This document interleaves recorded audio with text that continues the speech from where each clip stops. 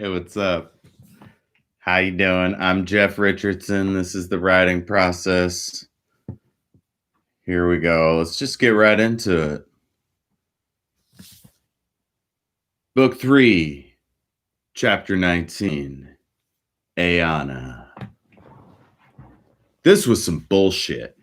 Matron Supreme Barillon needed a beatdown, and she had a mind to give it to her. Someone had finally decided to let her know Captain Thraxus was dead, so that was something new she could punish herself over. She should have been there. She tried to tell him his plan was too dangerous, but it hadn't been enough. He was a strong-willed man, and his stupid plan had gotten them killed.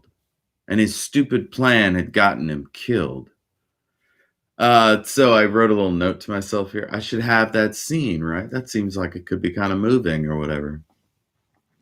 Anyway. And how many others were dead? If any of them had been killed, their deaths didn't warrant a mention in the news. A few rowdy sailors and a bounty hunter, who would miss them? Some giant had put out a fire on a bridge. She figured that was probably Grundle. The wizard was the only man of name, and his mission was secret. And as he was apparently wanted by at least one dark interest, it would make sense for the Avandi and her goons to keep news of him from getting out.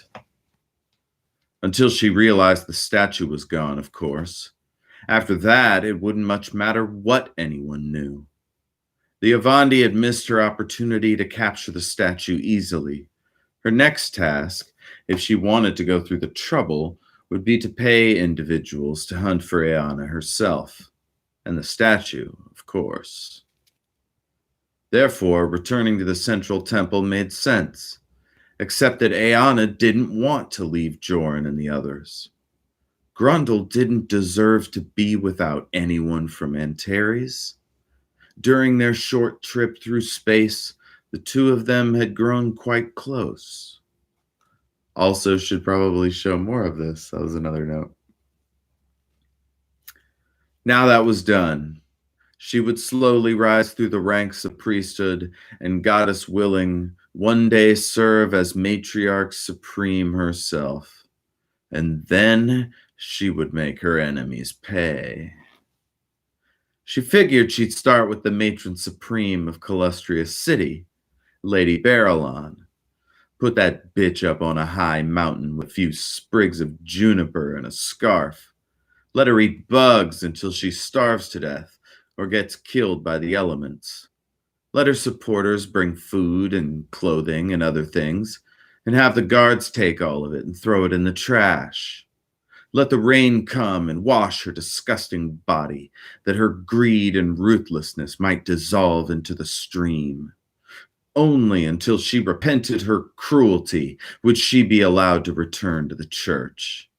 Then, and only then, Ayana would allow her to rejoin the order, stripped of her rank and position. Ayana surprised herself. Vengeance was not one of the supreme virtues.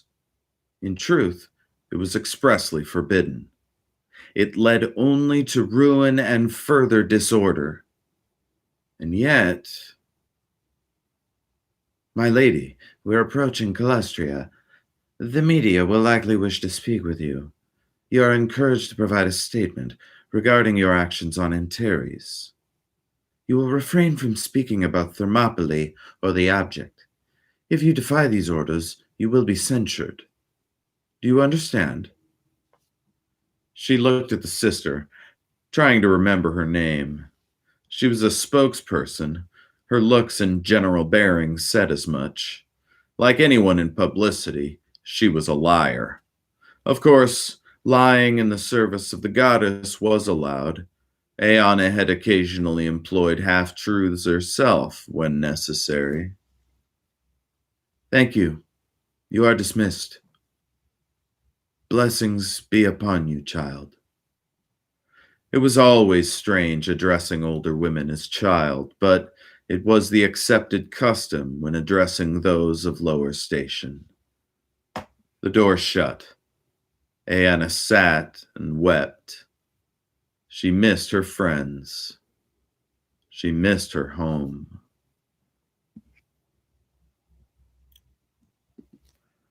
Fuck! Y'all, this is what it's like when you don't like your boss. You have these thoughts. I don't know if they're as like violent or whatever as ones in this little chapter, but man, Ayana is pissed. Her friends might all be dead. The priestess stole the statue. She doesn't know what significance this statue has, other than that it's like freaky and old. Whatever. It might be one of the precursor people or whatever. The original peoples. The original peoples. Peoples is peoples. Let me get a drink of water.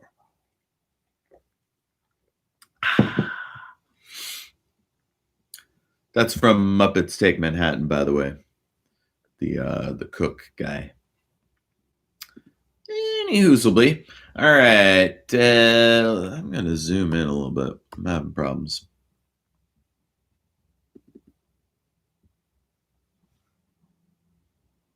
Chapter 20. Joran.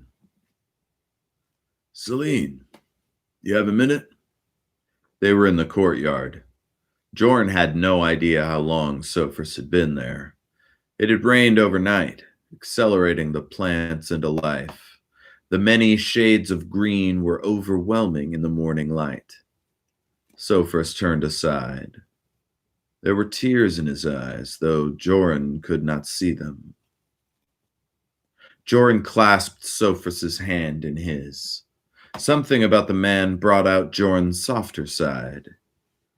He'd been crying himself, but that was different. He was missing Ayana Stargazer. Why? You barely know her. Weirdly, he missed Sophus's calming presence inside his mind. Is it hard? He asked, keeping his voice low. Being without your power? Sophus spoke. It is, but also quiet. I can reflect on our experiences in peace.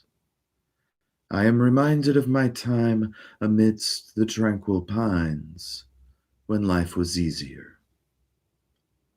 Joran pondered. The Daughters of Mercy have returned to Calestria. Ayana will likely find work within the Central Temple. We won't soon see her again. Does this trouble you, Joran Barlow? You have seen so much, lost a great deal. Joran sat on a stone bench near a fountain. Are you kidding? Every woman I've ever known has been taken from me. She needed my protection, and I failed her. Sophus sat next to him, placing his hand on Joran's knee. You will see her again. Your bond is not yet broken. Joran looked into Sophus's pale green eyes. You've seen this? Sophus watched as 3 yellow birds flitted about a birdhouse. He nodded. It is written on the wind. Listen. You can hear it. Joran listened. Time slipped by. He thought he heard something, but it was probably just his stomach growling. I do hear something. Sophus nodded as the false sun dipped behind a cloud.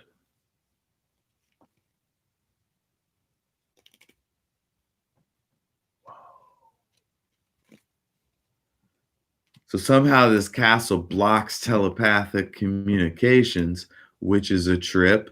How does an entire castle do that? That's pretty wild. Good question, Jeff. I don't remember. It's news to me, bro. Let's see how much time we got. Those 2 chapters. 10 minutes? Yeah, let's do one more. What the fuck? What the fuck? Chapter 21. Grundle. Grundle didn't leave his room for days. When the invitation to meet the High Council finally came, he barely showered. His tattoos were dull, his thick skin dark and chalky. The fire had gone out. He'd saved lives, but he'd lost the only woman he'd ever truly loved. Aeona. The corridor was endless. It rose at a slight angle, curving around and around the central courtyard until it reached its zenith, a gleaming pink cylinder of stone held up by massive buttresses and filled with the light of the noonday sun. Grundle Verkelet, son of Torin, child of Baltuvak, of Clan Tordir. The steward spoke Grundle's names loudly, echoing throughout the enormous chamber. The heads of the 5 families of Thermopylae sat at the half-moon table, staring at Grundle. He was nudged forward by a steward's assistant and left 10 yards or so from the council. He recognized 4 of the council members: Alfred Zendor of House Fermi, Pogiri of House Giri, Fehar Odion of House Melras, and Gendry Todley of House Perot. The 5th figure was a boy of high school age, tall and thin, with wire-like brown hair that shot straight up from his scalp, which was the prevailing fashion at the time. He wore the green silk and doves of House Marshall, and Grundle could see the pommel of the ceremonial grist knife of the IIS. He glared at Grundle, clearly the only one of the 5 who wasn't impressed to meet him. My lords, Grundle nodded. Lady Giri. The woman spoke first.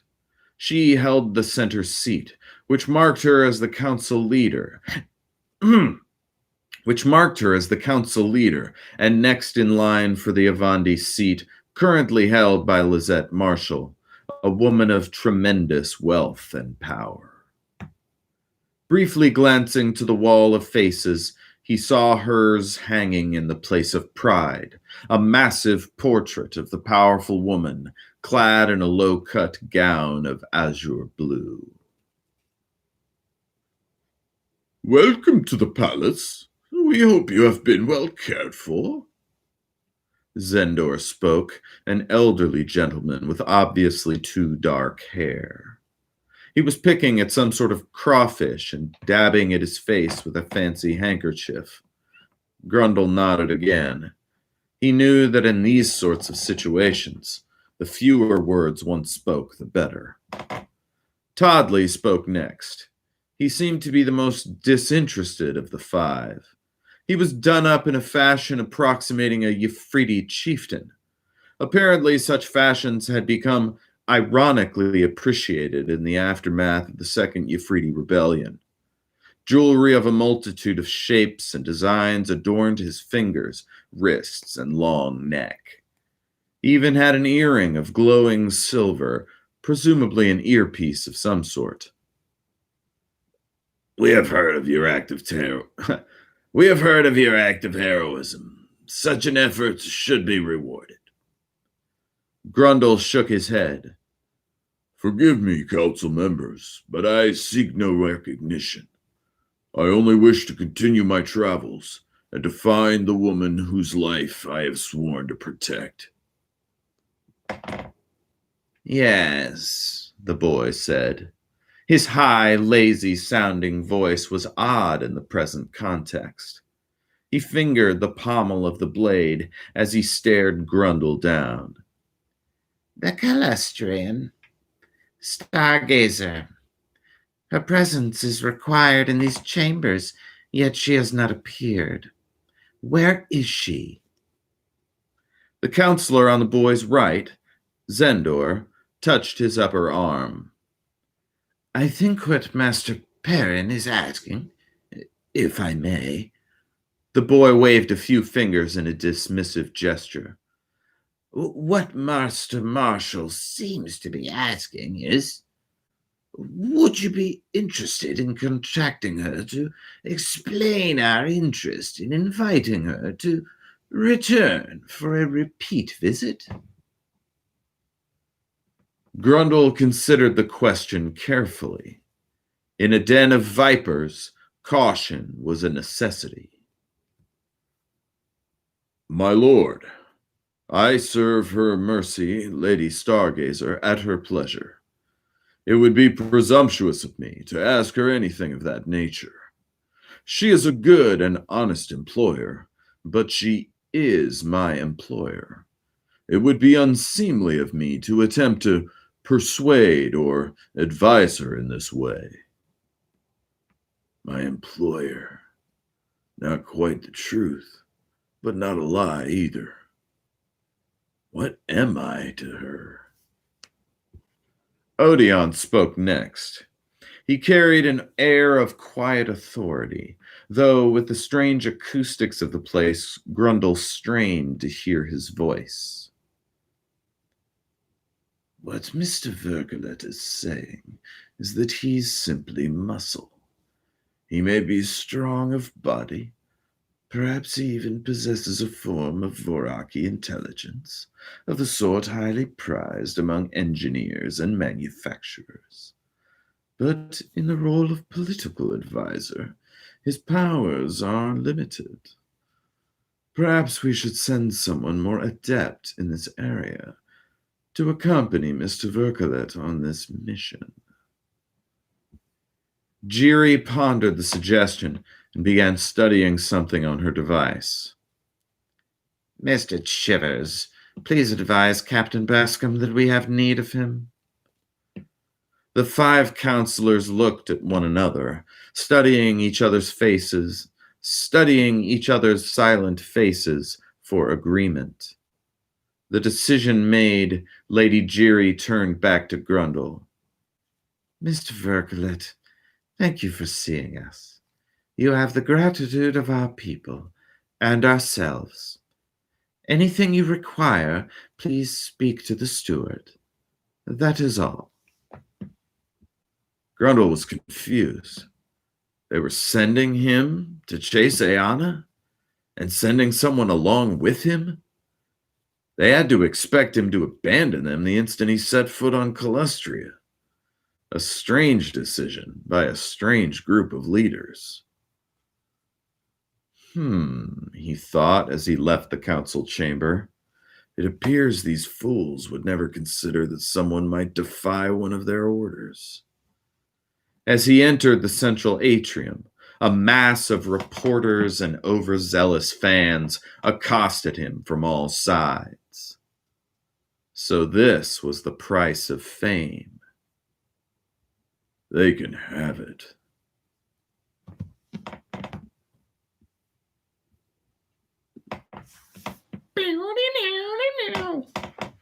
Oh, shit. Love this guy, Grundle, man. He can work a crowd. Smart motherfucker.